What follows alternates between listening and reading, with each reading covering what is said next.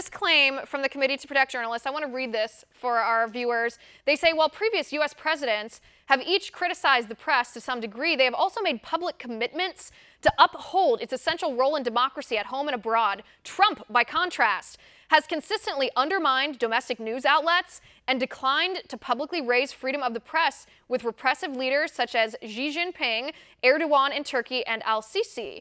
I don't understand how that is assaulting the press or how that is oppressive to a free press. President Trump has said many times that he believes in the freedom of the press and believes in freedom of speech. This is so insane. It's hard to even know where to start. Well, look, the irony here is palpable. Let's just look at our own country. Where was this organization under Barack Obama? Here's a guy that prosecuted more government leakers than all the previous administrations combined.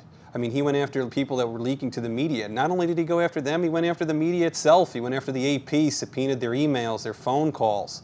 Not only that, he went a step further. He subpoenaed James Rosen, who worked at Fox News. He subpoenaed his emails, went through 2 days of his emails. They also monitored his movements in and out of the State Department for writing, I believe it was somebody at the State Department had leaked something innocuous about North Korea.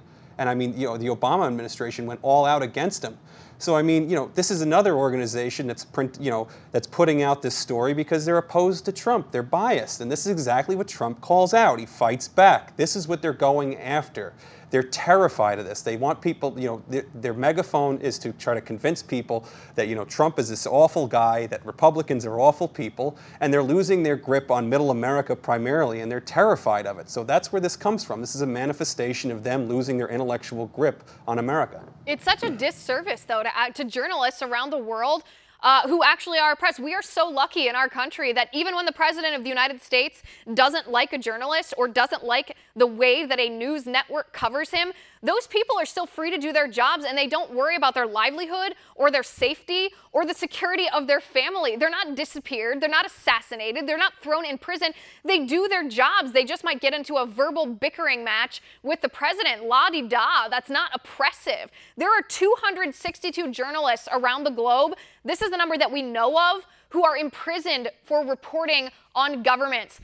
Guess how many of those journalists that are imprisoned for being journalists are in the United States? 0. Want to see more videos like this?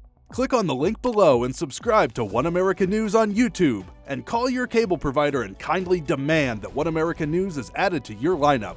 Call and subscribe today.